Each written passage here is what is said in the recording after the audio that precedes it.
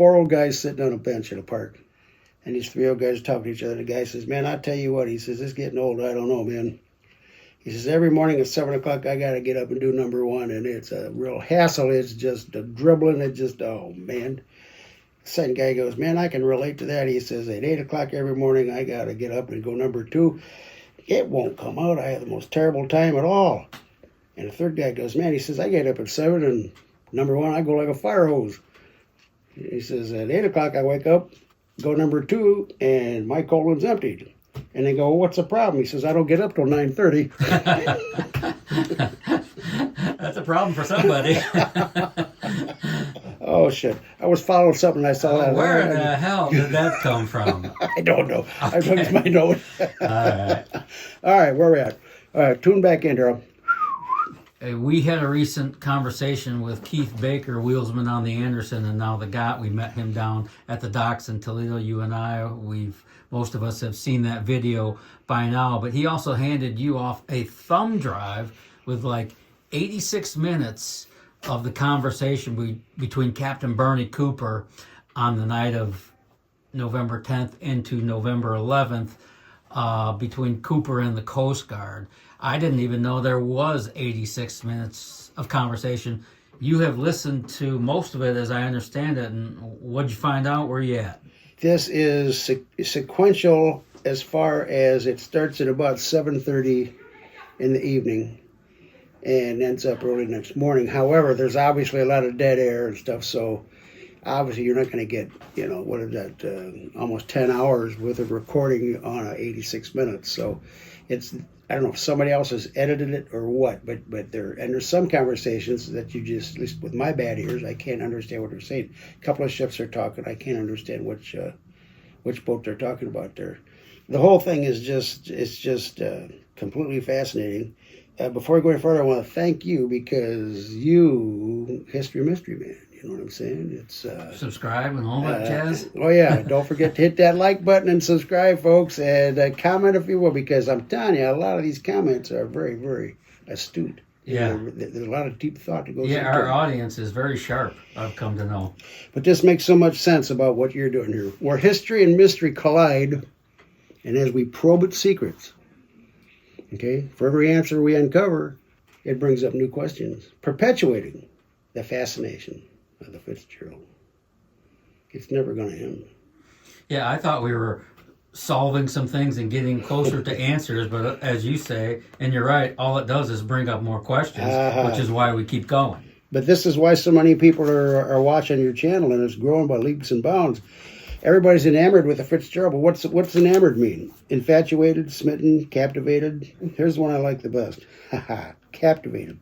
Suggested being held under someone's spell or charm. If Fitzgerald gets a hold of you, buddy, it's got you. You're under its spell. There's no question in my mind. And there's 7,000 to 8,000, whatever the number is. It's thousands of boats and ships laying on the bottom of the Great Lakes that deserve the attention of the Fitzgerald, whether it's the Daniel J. Morrell that went down in 66 or the Bradley that went down in 58. Any number of ships come with fascinating stories, and the men aboard are due, their respect. But for whatever reason, I guess I've said it before, I guess it's the song, Gordon Lightfoot's song that traveled the world. The world is fascinated with the Fitzgerald, and I do feel guilty at times that we're not talking about some of the other men on these shipwrecks, but the Fitzgerald, like it or not, is the Titanic of the Great Lakes, and it's the one everyone wants to know about. And when, in terms of views, we can do other shipwrecks, but nothing outruns the Fitzgerald when we do it. How many people know? There are some that know the name Kamloops, or the Henry Steinbrenner. How many people know the ships on the 1913 storm? We did a nice video on that, but most people, they don't know them people. But the Fitzgerald now, especially with the 50th anniversary being this year, more and more people are taking a look into it. What kind of things bug me, though, because there's and no disrespect to anybody out there, but there's so many sites about the Fitzgerald now, and most of them are copying just somebody else's, you know what I'm saying? And it's the same thing rehashed. Some people are spending big bucks on the production here, they've got graphics, and you could tell they're this big they got a lot of money into this stuff. And we do it all with a cell phone. That's what I'm saying. See? It's a two-man production. I was thinking about this morning. I was watching a movie, an old horror movie, and it was a B movie. It wasn't done very well. It was kind of silly and stupid, like so many were in the 50s and 60s. Godzilla versus Tyandra or something like that. But you're rolling the credits at the end, and there's 4 million names coming across to make this production. If I roll the credits on mine, it's me and you. That's it. That's all you get.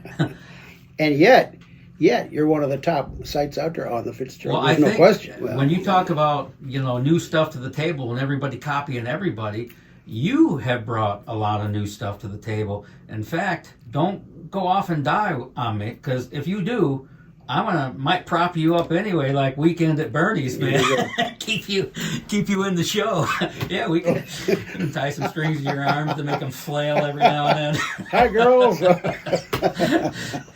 Oh, what a great movie. It really was. Yeah, that was a good one. Anyway, but you think that if Gordon Lightfoot would have wrote a song about the Carl D. Bradley, that we'd be talking about the Bradley right now and not the Fitz?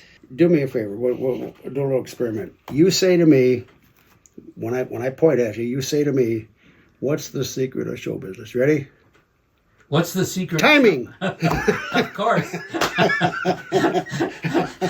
We must have hit the nail on the head with our timing. I don't know. And Gordon Lightfoot hit the nail on the head course. because it was fresh in everybody's mind, and it's a great song. Not to mention that album is a fabulous album too. It really is. It wasn't just that one song. There's so many great songs. It's a haunting ballad, and when it comes on, I can't steer away from it. I have to, once that song comes on, okay, well, 6 minutes of my life I'm not going to get back, because I got to hear this thing. And he wrote it fast. That version we heard on the radio for decades was the first version they laid down on track in the studio. Boat Goes Down in late 75. That song is out in the summer of 76. It happened fast. Right. As I alluded to it in a different video, when we met him at the University of Toledo then, because once again, Tom had been on the Fitzgerald. My dad was chief, But Tom, your brother. My brother Tom was a bigwig with the Toledo Blade, see. So, and the guy that was editor-in-chief. and one of the big guys from the Blade was with the University of Toledo putting his concert on. So he got us in to meet Gordon Lightfoot, and he was just so very nice. But two things, as I said in another video, he was afraid that people would think he's making money off a misfortune. And the other thing was, he was up I believe it was the canoe boundary areas, canoeing for 6 weeks. When this thing was, he had no idea till he got back that his song was going gangbusters. He had no idea. We talked to him at length, Chris and I did, and we had a camera with us. Why we didn't take a picture? We were starstruck, to be honest with you. Somebody would have taken a picture. My brother Kim was there too. We didn't have cell phones back then. Right. But you're talking the night he played at University of Toledo. Yeah, he opened Centennial Hall. He was the first act there. I was there. You're the one. I saw that timing. I saw that concert. I didn't get to go backstage because you had the family connection, but I was there. Yeah, it was, and we stayed there until Captain McSorley's daughter wheeled in Mrs. McSorley, and she was in a wheelchair. So you met Nellie. Oh yeah, McSorley's wife. We talked to her briefly, but you could tell she was not feeling well, but she wasn't going to pass this opportunity. No, she lived on another 17 years beyond. I think she died in the early 90s. Oh really? So really? Yeah, she lived on. She was ill, but she willed herself to live on for some time. Yeah, but I would love to have met her. We was, to be polite, we left. Chris and I said, well, nice to meet you. So thank you, Mr. Lightfoot, for everything you've done. And we left because I figured they wanted to talk. You didn't have a deep conversation with her? No, because, I was still pretty upset over the whole thing because I knew what it did to my dad. And I was afraid I may say something I shouldn't say, Yeah. So to be polite, we left. And and I kind of regret now that I should have, because what a rare opportunity that would have been. Well, she was the last, at the time, living direct connection to Captain McSorley. Well, where's his daughter? He had a daughter. Wasn't there a daughter that wheeled her in there? No, they were stepkids. They were her kids from a previous marriage. Oh, okay. So, yes, they were there. You're right. But they were stepkids from a previous marriage. And I think they're all gone now. But who would have known Captain McSorley more than Nellie? His partner in life. What a fascinating conversation she would have been, because there's so little known about Ernest McSorley, Captain McSorley. You can find what you can on Wikipedia or whatever. It's not much, you know. He came from Spencerville, Ontario. He grew up in Ogdensburg, New York. He became the youngest master on the Great Lakes at that time. He lived most of his life, adulthood, in Toledo, Ohio, you know, my hometown. So we have that connection. But there's just, you know, there's a lot left to do for me regarding the Fitzgerald, because I want to learn more about McSorley. I don't know how to do it. He does have a niece that's still alive, still lives in Ogdensburg. I'd love to sit down with her, but I also don't want to monopolize this conversation. What do you got here? What more? All right, I got to tune back in here. We were talking about the conversation of Bernie Cooper and the Coast Guard. Well, I would love to know, does the Coast Guard have, and if they've got this starting at 7:30, right? Do they have it at 2 or 3 o'clock in the afternoon where you could hear McSorley's voice? You know, usually these tape things were 24-hour tapes, and they say, I can't believe they get rid of it because they got this. And so I would bet you somewhere they've got that archived somewhere, and for some reason they're not releasing it, or if somebody out there has access to it, let us know. Yeah? But they record everything. The Coast Guard does. I want to hear his voice. Yeah. I don't know why I'm so fascinated by that, but I want to hear his voice. But you're right. It seems like there would be a recording somewhere. It's just like the picture of that rock that Captain Capser was telling us about. You know, the picture of the red bottom paint on that rock. But the pictures exist. See, I'd sure like to see that picture. Yeah. See, so, but if you got to take somebody like Captain Mike Capser's word for it, because this guy was fleet captain for Columbia, Ogilvy Norton. He was the grand president of all international shipmasters in the country, you know. He kept his mouth quiet for years. He wouldn't talk about it hardly at all. Little bits, just little bits. But I think since his wife passed away, and he's sitting there thinking, you know, well, yeah, I remember this, you know. And the interview you do with him, you can tell he's kind of uptight, but as you go on, he loosens up and loosens up and loosens up. You see that? Yeah. Well, it took me 2 years to get that. I know, that's what I'm talking about. And he's 94, so he's got to be thinking, I got nothing to hide at this point. Exactly my point. And people are coming out of the woodwork. We get comments all the time. Oh, hey, I did this. I'll get a hold. A couple of guys, I'll get a hold. Well, yeah, they've got your email address. I wish they'd get a hold of you, you know. Think about all the pictures of the Fitzgerald that are out there in closets and basements and boxes that no one's ever seen. I mean, I know they're there. And somehow I've got about 2 boxes of 8mm movies and stuff I've got to go through. It's got us on the 3rd grade taking that trip on the Armco. We're coming down the Detroit River, going back to Toledo. And as we pass the Great Lakes Engineering Works, there's the Fitzgerald, halfway built, halfway done. And the captain gave a Great Lakes salute for the Fitzgerald. Always remember that. And all our kids are waving at it, you know. Sure. So this has been, when you talk about the word enchanted, having a spell over that. I've had that since the third grade, you know. Very, very few people have had that. And it's unfortunate that had this not happened, it would have just been another boat, you know, like Crispin Ogilvy, you know, or the Holloway. I can name a bunch of Columbia boats they had for years. Columbia used to have 14 or 15 ships out there at any given time.